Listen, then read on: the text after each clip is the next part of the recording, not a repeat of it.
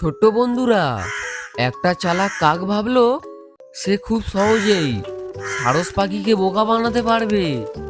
কিন্তু শেষে এমন কিছু হলো যা সে একদমই ভাবেনি। কি হলো জানো? সবুজে ঘেরা এক শান্ত নদীর ধারে একটা সরল সারস দাঁড়িয়েছিল।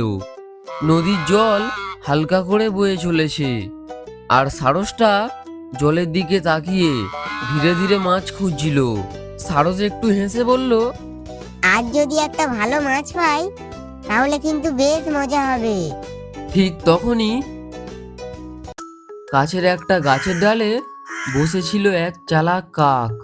সে সবকিছু চুপচাপ দেখে হাসলো এবং নিজের মনে কাক বলল, দেখি একটু বুদ্ধি খাটিয়ে ওকে অন্যদিকে পাঠাই। তারপর সে উড়ে এসে সারসের কাছে এলো। কাক বলল, এই সারস ভাই, তুমি এখানে ছোট ছোট মাছ খুঁজছো কেন? সারস মাথা তুলে শান্তভাবে বলল, এখানেই তো আমি সব সময় মাছ পাই।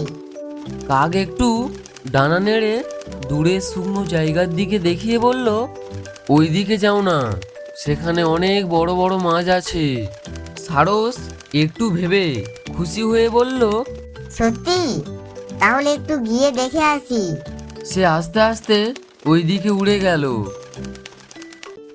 কিছু দূর গিয়ে সে নিচে নেমে চারিদিকে তাকালো।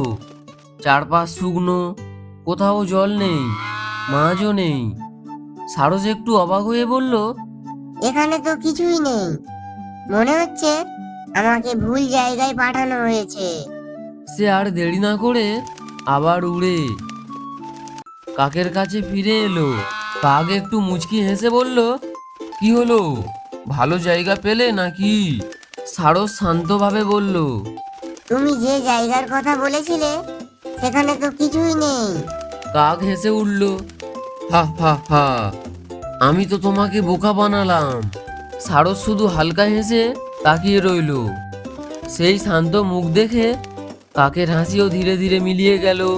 সে বুঝে গেল সে ভুল কাজ করেছে। মাথা নিচু করে কাক ধীরে ধীরে উড়ে চলে গেল।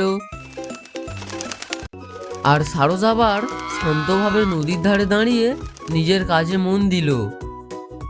তো ছোট্ট বন্ধুরা, এই গল্প থেকে আমরা শিখলাম, কাউকে ঠকালে কিছু সময়ের জন্য হাসি পাওয়া যায়, কিন্তু শেষে লজ্জাই পেতে হয়। তাই সবসময় সৎ আর ভালো থাকাই সবচেয়ে ভালো পথ।